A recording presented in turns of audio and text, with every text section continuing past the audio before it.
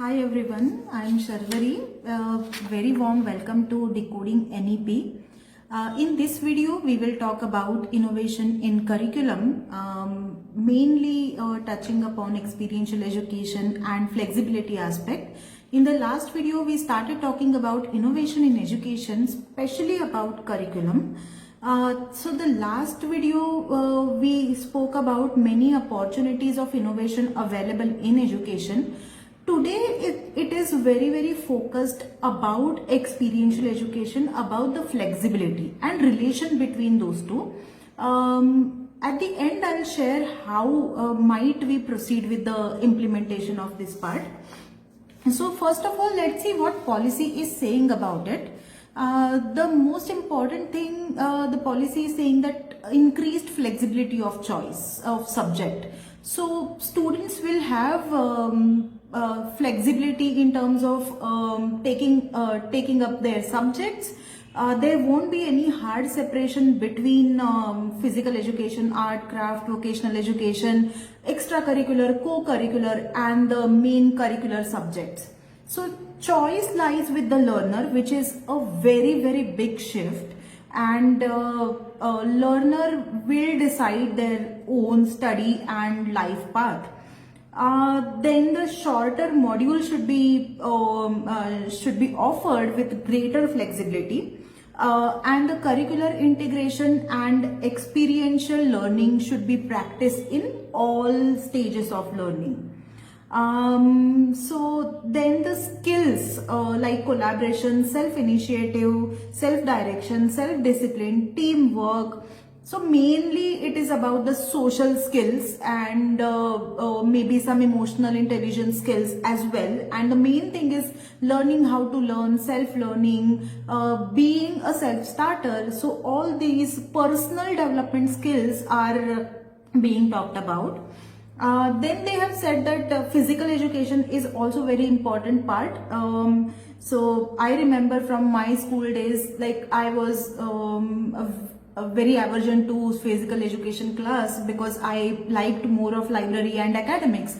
But then physical education, sports, if there is no hard separation between the subjects and if we make them as important as the academics, then only this integration part can be done in properly. So the idea of learner being in charge of their own learning, they are deciding their own career paths is fantastic. But we need to consider about the factors like family influence, then social influence, peer pressure amongst the learners. So if we are offering subjects like, let's say, critical thinking, creative thinking, then there is social sciences, science, maths, coding, then there is something related to art and performing art. Which subject do you prefer learner to learn? Now, even if the choice is with learner, we need to understand that family, if it is coming from a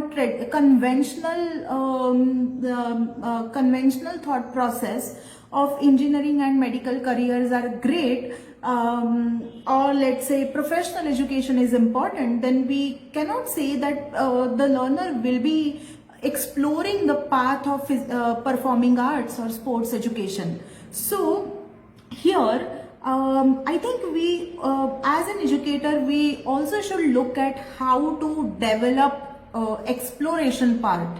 So by exploration, I mean that you are giving them things to explore, but which career path or which learning path, career is too early to say here because it is about school education. But then for the school education also, we need to think about how learner can choose their learning paths, how learner can choose their courses. So अगर हवा का रुख है coding की तरफ, तो learner will go to coding because of the peer pressure, because of the family pressure, and बाकी लोग कह रहे हैं कि कोडिंग अच्छा है इसीलिए कोडिंग कर लो.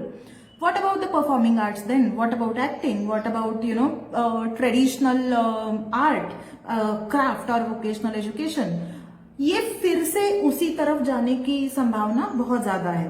सो I think it is very important to equip learners with understanding of how to choose paths.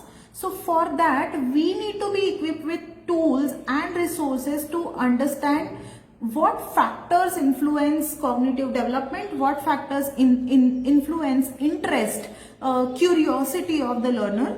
So that's why I think the understanding of psychology and psychological tools to choose the path, design principles and few scientific processes are very essential to have it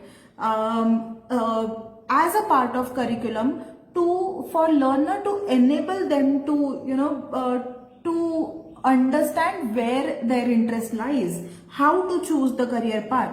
Also, parents ka counseling is really important. If the learner is choosing sports and parents are technologists, maybe we need to consider parents ka counseling, because parents would may think that okay, since we know this and we know that this field is growing, so they might influence learners' decision.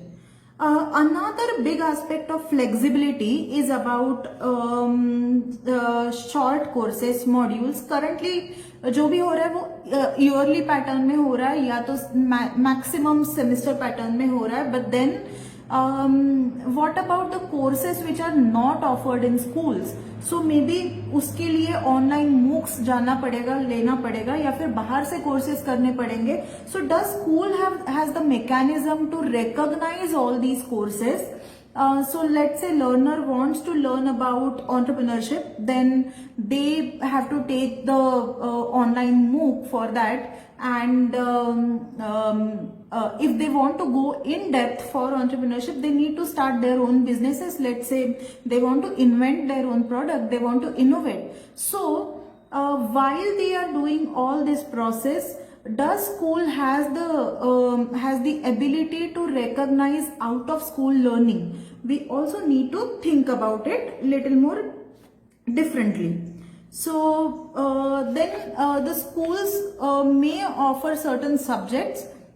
अगर हमने उन्हीं subject को, अगर 10 subject है school में, 3 languages, then social science, science, mathematics के अलावा coding introduce कर दिया, and there are few more subjects, then it becomes really difficult to say कि अगर 11वां सब्जेक्ट लर्नर लेके आ रहा है तो फिर उसमें क्या हो रहा है. Like can they take in account their out of school experience, out of school experiential learning and out of school courses which learner is taking themselves. So अगर वो क्रेडिट ऑडिट वाला सिस्टम भी हम लोग ले ले कि कोर कोर्सेज कुछ है, कुछ ऑप्शनल कोर्सेज है, कुछ ऑडिट कोर्सेज है, तो भी कहाँ तक हम लोग वहां पे इम्प्लीमेंटेशन कर पाते हैं उसका स्कूल में is a question right now. Let's see what happens in future.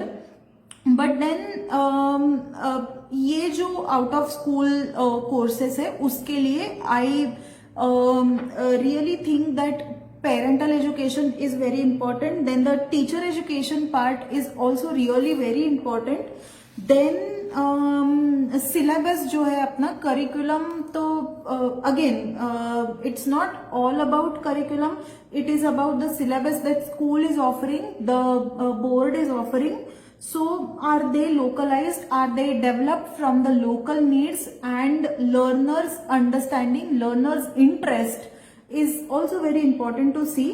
Then see if if the teacher's role evolves, then there are ample of possibilities that the teacher can do something with the learner or something to give the experiential education to the learner. So teacher needs to serve as a researcher here. It is very important to understand importance of action research, importance of innovation in education for teachers. Then maybe learner and the school needs to recognize out of school learning as well. These are some pointers for implementation of flexibility and experiential education. In the next video, we will talk about the localization part, and let's see if we can cover national curriculum framework also. If you like our work, if you like the video, please do like, comment and share it. Do press the follow button on Facebook and subscribe button on YouTube.